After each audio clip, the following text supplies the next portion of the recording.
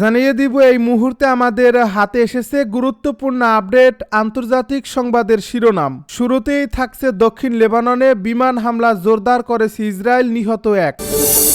এবারে জানিয়ে দিব 4 দিনের যুদ্ধে ভারতের বিপক্ষে জিতছে পাকিস্তান, মার্কিন কমিশনের তথ্য। আরও জানাবো মস্কোতে চীনের প্রধানমন্ত্রীর সঙ্গে পুতিনের গুরুত্বপূর্ণ বৈঠক।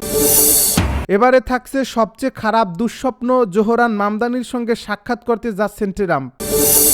সবশেষে জানিয়ে দিব রুশ গুপ্তচর জাহাজ হুমকি হয়ে উঠলে সামরিক বিকল্প প্রস্তুত জানালো যুক্তরাজ্য। এতক্ষণ শুনছিলেন হাতে থাকা আপডেট সংবাদের শিরোনাম, এবারে বিস্তারিত। তবে তার আগে অনুরোধ রইল ভিডিওটিতে একটি লাইক এবং কমেন্ট করে জানিয়ে দিন ভিডিও সম্পর্কে আপনার মূল্যবান মতামত। আরও জানিয়ে দিন ভিডিওটি কোথা থেকে দেখছেন বা কোন জেলা থেকে দেখছেন। দক্ষিণ লেবাননে বিমান হামলা জোরদার করছে ইসরায়েল, নিহত এক। ইসরায়েলি সেনাবাহিনী দক্ষিণ লেবাননে বিমান হামলা জোরদার করেছে, এতে অন্তত একজন নিহত হয়েছে। ইসরায়েল বলছে সীমান্তবর্তী এই এলাকায় ইরান সমর্থিত হিজবুল্লাহর সামরিক পুনরুত্থানের চেষ্টা রুখতেই এ হামলা চালানো হচ্ছে। ইসরায়েল অভিযোগ করছে গত বছর যুক্তরাষ্ট্রের উদ্যোগে হিজবুল্লাহর সঙ্গে তাদের যুদ্ধবিরতি হওয়ার পর থেকেই গোষ্ঠীটি আবার নতুন করে অস্ত্রসজ্জিত হওয়ার চেষ্টা করছে। ওদিকে হিজবুল্লাহ দাবি করেছে তারা ইসরায়েলের সঙ্গে সীমান্ত অঞ্চলে লেবাননের সেনাবাহিনী মোতায়েনের সুযোগ করে দিতে নিজেদের সামরিক উপস্থিতি শেষ করার শর্ত মেনে চলছে। বুধবার দক্ষিণ লেবাননের স্থানীয় বাসিন্দারা 4টি গ্রামে ইসরায়েলের হামলার সতর্কবার্তা পাওয়ার পর পালিয়ে গেছে। সোশ্যাল মিডিয়ায় সতর্কবার্তা পাওয়ার পর তারা সরে যান। যে গ্রামগুলোতে হামলা হয়েছে সেগুলো হলো দেইর কিফা, চেহুর, আইনাতা ও তাইর ফিলসে। এই হামলার পর আকাশে ধোয়ার কুণ্ডলী দেখা গেছে। ইসরায়েল বলছে এই গ্রামগুলোতে তারা হিজবুল্লাহর সামরিক অবকাঠামোগুলোতে হামলা চালিয়েছে। এর আগে সকালে আল তিরি গ্রামে ইসরায়েলি হামলায় একজন নিহত হয় বলে জানিয়েছে লেবাননের স্বাস্থ্য মন্ত্রণালয়। ইসরায়েলি সেনাবাহিনীর দাবি নিহত ব্যক্তি ছিলেন হিজবুল্লাহ সদস্য, যিনি ওই এলাকায় গোষ্ঠীটির সক্ষমতা ফিরিয়ে আনার চেষ্টা করেছিলেন। 4 দিনের যুদ্ধে ভারতের বিপক্ষে জিতছে পাকিস্তান, মার্কিন কমিশনের তথ্য। চলতি বছরের মে মাসে ভারতের বিরুদ্ধে 4 দিনের যুদ্ধে পাকিস্তান সফল বা জয়ী হয়েছে বলে জানিয়েছে যুক্তরাষ্ট্রের একটি কমিশন।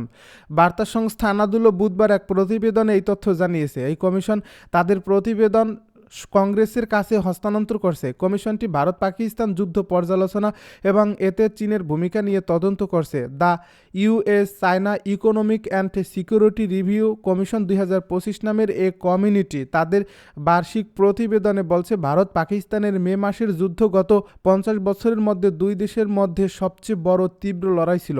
গত এপ্রিলে ভারতের জম্মু ও কাশ্মীরের পেহেলগামে সন্ত্রাসী হামলায় 26 পর্যটক নিহত হন। এর পেছনে পাকিস্তানের হাত আছে দাবি করে 7 মে পাকিস্তানে হামলা চালায় ভারত। এর জবাবে পাকিস্তানও পাল্টা হামলা শুরু করে।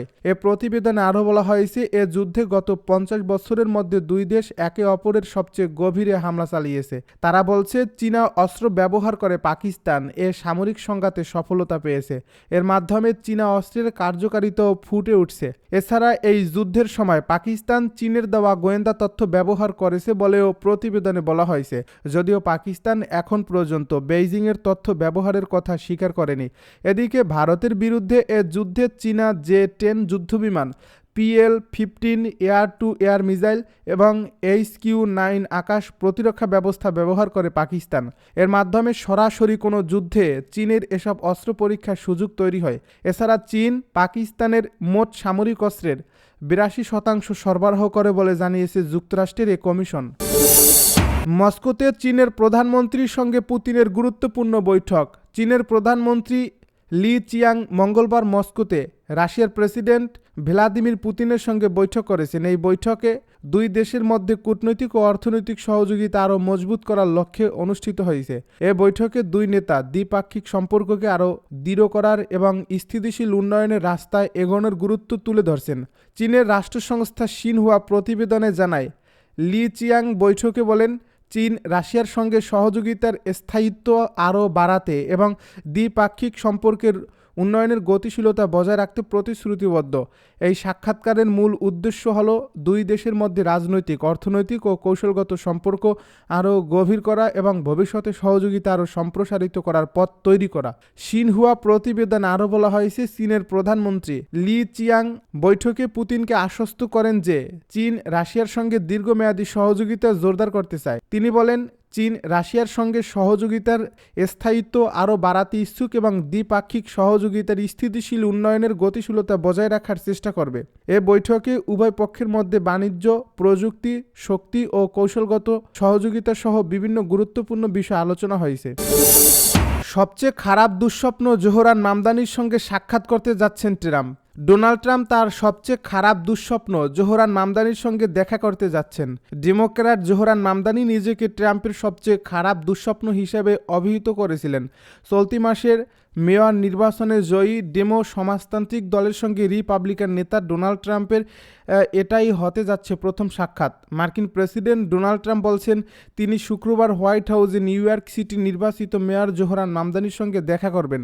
ডোনাল্ড ট্রাম্প বুধবার সোশ্যাল মিডিয়ায় বলছেন, আমরা একমত হয়েছি যে এই বৈঠকটি 21 নভেম্বর শুক্রবার ওভাল অফিসে অনুষ্ঠিত হবে।